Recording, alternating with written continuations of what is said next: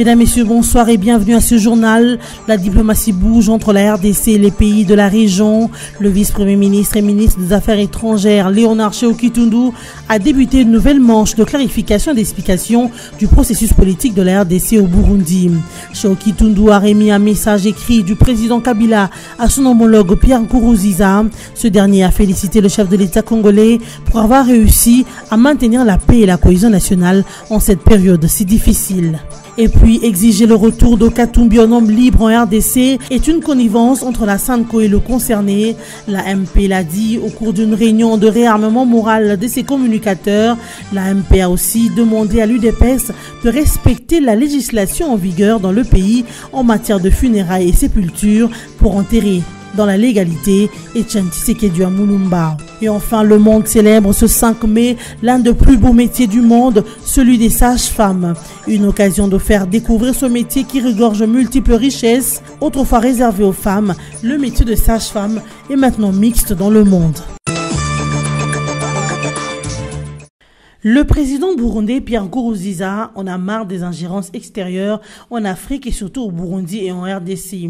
Il a dit lors d'une nouvelle manche de la tournée diplomatique de clarification d'explication du processus politique en cours en RDC, débuté ce jeudi par le vice-premier ministre et ministre des Affaires étrangères et intégration régionale, Léonard Tchéo-Kitundu.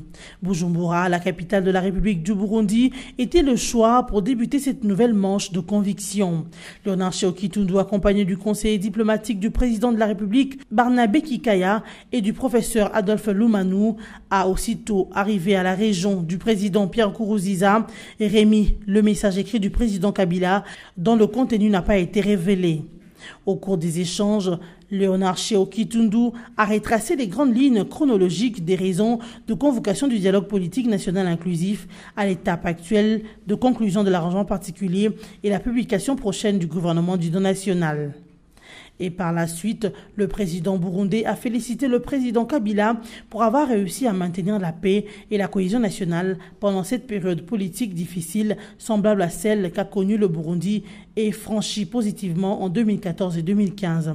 Cependant, Pierre Nkurunziza a fustigé la main extérieure prépondérante dans les problèmes politiques connus tant en RDC qu'au Burundi. Pour le président burundais, la dynamique interne de mobilisation permanente du peuple souverain doit être le rempart face à ces ingérences étrangères intempestives. Ainsi, Pierre Nkurunziza a salué le patriotisme et le nationalisme du président Kabila qui résiste dignement aux côtés de son peuple et de ses intérêts fondamentaux. Le chef d'État burundais a aussi salué l'amélioration des relations de bon voisinage avec la RDC dans une collaboration sécuritaire opérationnelle aux frontières et une très bonne coopération judiciaire entre les deux pays.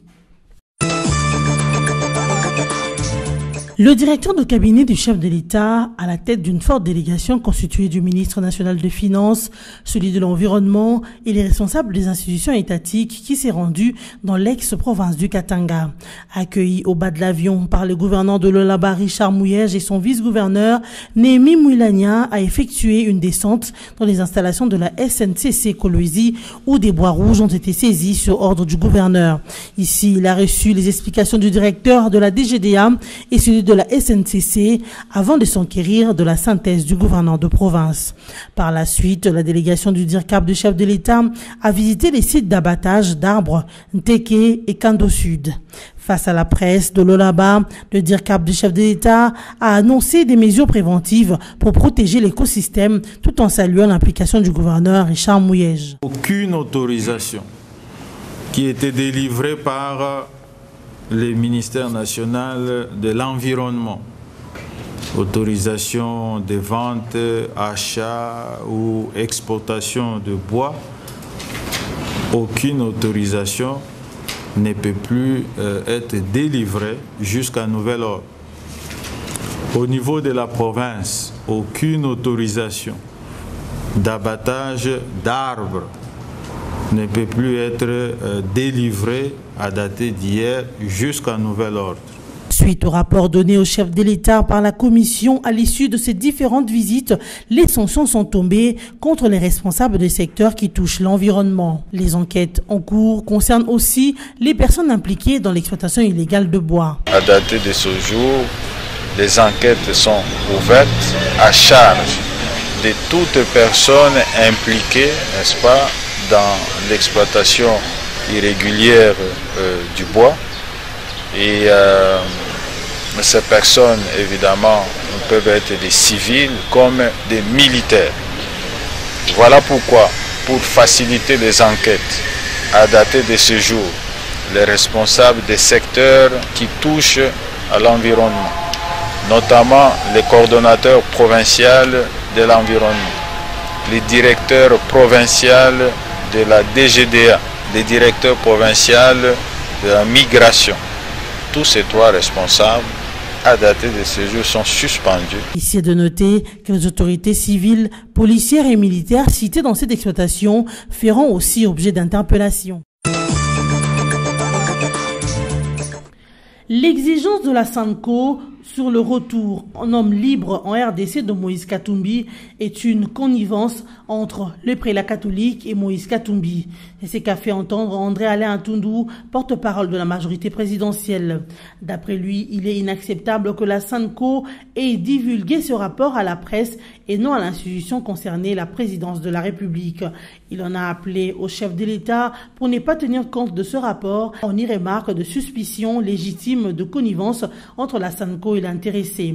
Il a aussi ajouté que c'est le président de la République avec les autorités judiciaires qui devraient examiner ce rapport et en tirer les conséquences pour que la décision ne porte pas atteinte aux droits des privés concernés dans cette affaire.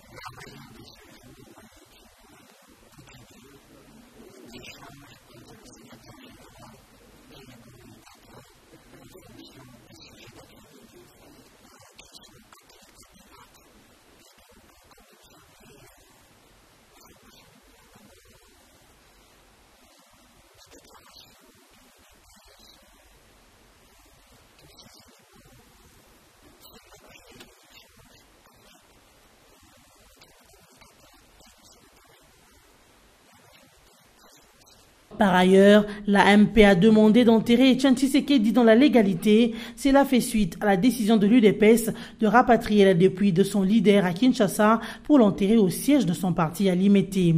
À l'issue de la réunion tenue par Obaminaku avec les communicateurs de la MP, Maître Ernestine Nyoka de la majorité présidentielle estime que inhumer le leader Maximo au sein de son parti violerait les dispositions en matière de funérailles et sépulture en RDC. Celle-ci stipule qu'il appartient à l'État de fixer le lieu d'inhumation. Cependant, la MP recommande à l'UDPS la soumission à la législation en vigueur dans le pays. Du côté de Limete, entre-temps, les travaux de construction du mausolée avancent. À en croire Jean-Marc Kabound, secrétaire général de l'UDPS, la fin des travaux pourra intervenir avant le 12 mai prochain.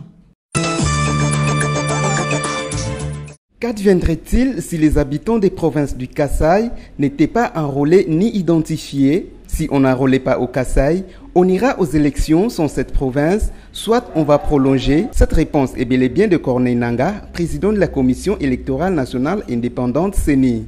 Il l'a donné lors d'un exposé en rapport avec l'état des lieux du processus électoral à l'ouverture du 9e congrès de l'Union nationale de la presse du Congo, UNPC, au centre catholique Nganda à Kinshasa, le jeudi 4 mai 2017.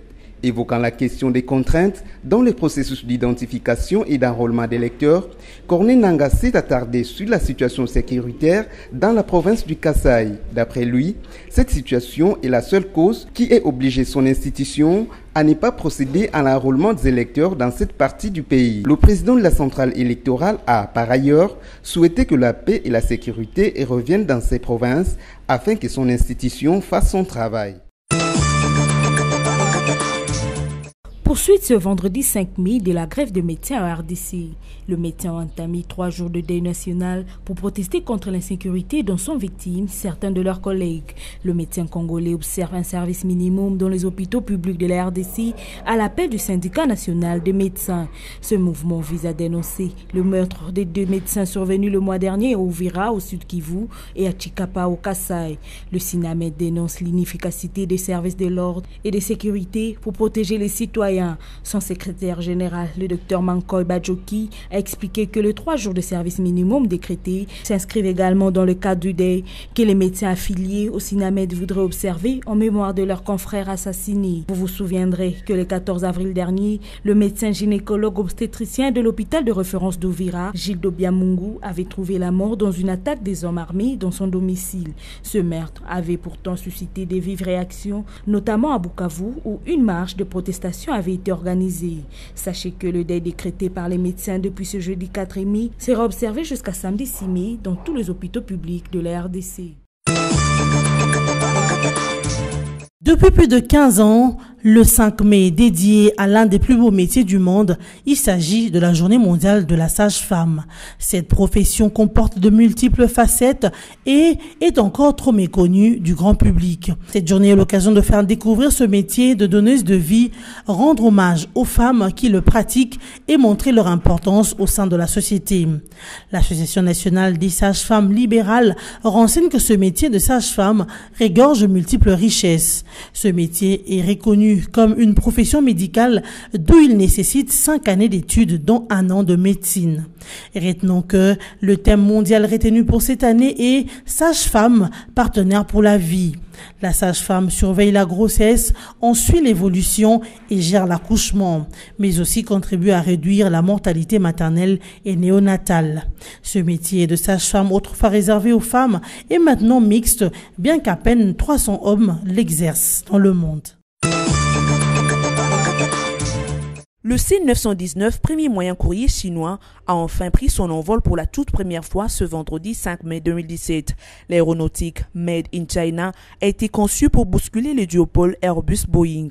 Le C919 est en réalité une avancée technologique illustrant les ambitions politiques de Pékin. Construit par l'entreprise publique commerciale Aircraft Corporation of China, le C919 a décollé pour un vol d'essai censé durer 1h30 depuis l'aéroport international de Shanghai. Dans l'espoir de rivaliser sur le vol régionaux avec le 2-star international du moyen courrier, le B737 de l'américain Boeing et le A320 de l'européen Airbus, le C919 Made in China est capable de transporter 168 passagers sur 5550 km. Pour Pékin, l'objectif est d'entamer à terme le duopole que ni le Canadien Bombardier ni le Brésilien Embraer ne parviennent à inquiéter. Pour l'heure, l'entreprise Comac assure avoir déjà enregistré 570 commandes d'avions presque exclusivement par des compagnies chinoises. Mais il se pourrait que Comac rencontre des difficultés pour convaincre les acheteurs potentiels en dehors de la Chine.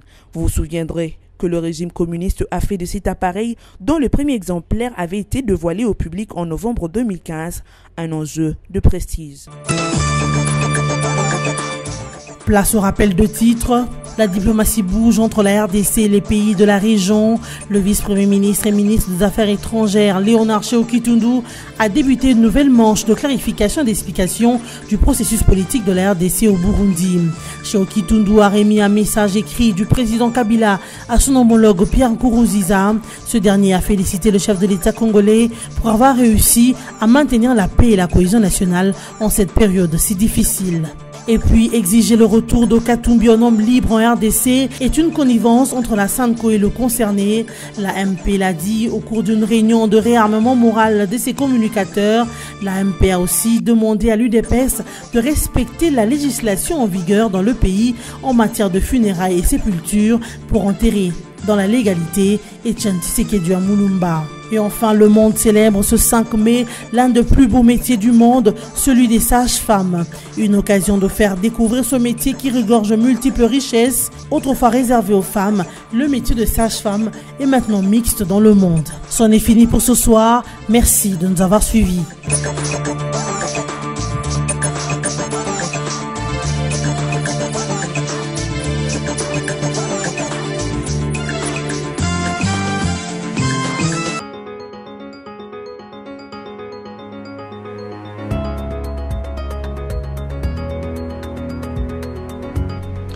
Le rapatriement de la dépouille d'Etienne Tshisekedi et son lieu de sépulture, ainsi que le couac autour de la tenue des élections dans le Kasaï, sont les sujets abordés par la plupart des médias en ligne ce vendredi 5 mai 2017. Forum des As avec qui nous ouvrons cette revue note: en attendant la réponse officielle de l'hôtel de ville à l'UDPS, la MP demande à enterrer Etienne Tshisekedi dans la légalité. Elle estime que l'inhumé au siège du parti à Limete violerait les dispositions en matière de funérailles et sépulture. Celle-ci impose l'éloignement des cimetières à environ 50 mètres des habitations. Entre-temps, les travaux de construction du mausolée où reposera le leader Maximo ont commencé à la permanence du parti sur le petit boulevard à Limete. Aux dernières nouvelles, l'architecte belge serait arrêté. Face à l'exigence de l'UDPS de vouloir enterrer le patriarche Tshisekedi au siège du parti à Limete, nous estimons qu'il appartient à l'État de fixer le lieu d'inhumation suivant la législation de sépulture et funérailles qui date de l'époque coloniale 1914, 1919 et 1957, a souligné la MP. Maître Ernestine Nyoka assure qu'il n'y a aucun problème entre le président Kabila et l'UDPS. Les sympathisants et partisans de l'UDPS sont des Congolais comme tous les autres Congolais. Voilà pourquoi nous devons tous nous soumettre à la législation en vigueur. Bien plus, les obsèques du président Tshisekedi ne doivent pas constituer une occasion d'orchestrer des troubles dans la ville. Et dans notre temps, la prospérité nous confirme mausolée de Tshisekedi, les travaux amorcés au siège de l'UDPS. Le go a été donné, la construction de la dernière demeure du leader Maximo Etienne Tshisekedi en Mulumba a débuté à Limete 10e rue. Oui, il s'agit bel et bien de la permanence de l'Union pour la démocratie et le progrès social, UDPS. À quelques jours du 12 mai 2017, date annoncée pour le rapatriement de la dépouille mortelle de l'opposant historique. Par ses travaux, sa famille politico-biologique aimerait démontrer tout le sérieux de ce propos. Les Tshisekedi sont en effet décidés, 4 mois après la disparition de Fix de Limete, à lui rendre des hommages dignes et enfin l'ôter du froid de la morgue d'Ixelles au Royaume de Belgique pour lui offrir une sépulture qu'ils jugent plus digne que le site du cimetière de la Gombe, cadre offert par l'État congolais. Depuis l'Europe où il se trouve, Félix Antoine Tshilombo Tshisekedi a d'ores et déjà confirmé le retour du corps de son père ce vendredi 12 mai. Jusque-là, si la MONUSCO s'est déjà prononcée quant à la sécurisation de ses funérailles et de tous les dangers et enjeux, le pouvoir de Kinshasa continue de garder silence. Rien d'étonnant, cet événement, compte tenu de toutes ces tournures, constitue un véritable casse-tête. Depuis hier, un coup d'accélérateur est donné pour l'achèvement du mausolée d'Etienne Tshisekedi à Mulumba.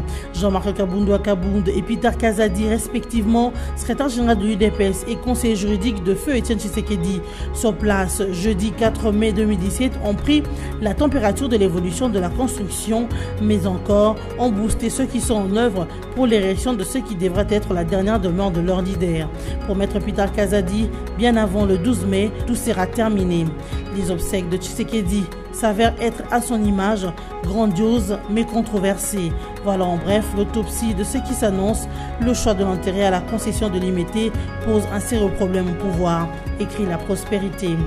Et Actualité.cd qui parle des élections en relayant les propos du président de la CENI, je cite: en cas de persistance de la violence, soit aller aux élections sans le Kasaï, soit prolonger. Le président de la CENI a fait l'état des lieux du processus électoral en marge de l'ouverture du 9e congrès de l'UNPC au centre catholique Nganda. Évoquant la question des contraintes, le président de la CENI a parlé de la situation sécuritaire du Kasaï qui a obligé son institution à déclarer l'enrôlement dans cette partie du pays.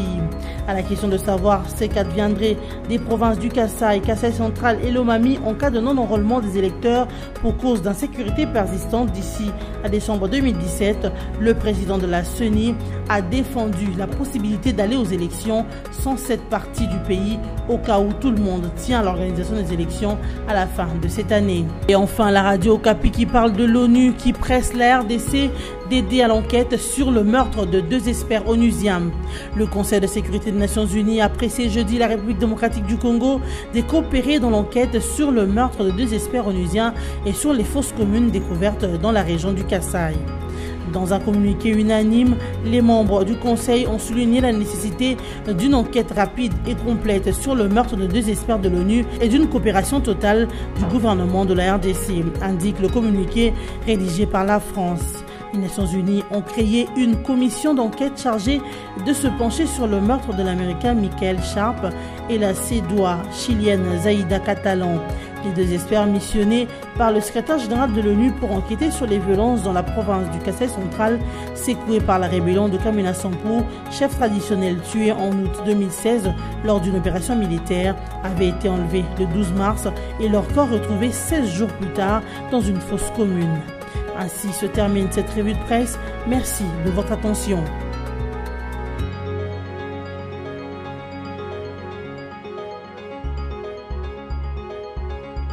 Congo Panorama, votre magazine d'actualité, est à nouveau dans vos bacs avec son numéro 23. Découvrez l'actualité dans toute sa diversité. Coopération et diplomatie, quand Cheo Kitundu démine et réchauffe les fronts diplomatiques. RDC Liban, Joseph Kabila et le général Aoun veulent relancer la coopération. Passeport biométrique en RDC, une réalité confirmée. ISC, le nouveau comité de gestion modernise. La CGT à fond sur la route bypass. Agnès Moad renforce les capacités des cadres et agents de l'INSS. Promotion de l'industrie, Patrice Kitebi et Marcel Kassembe au front de l'Est. Eventprint à Kinshasa, la RDC toujours fréquentable.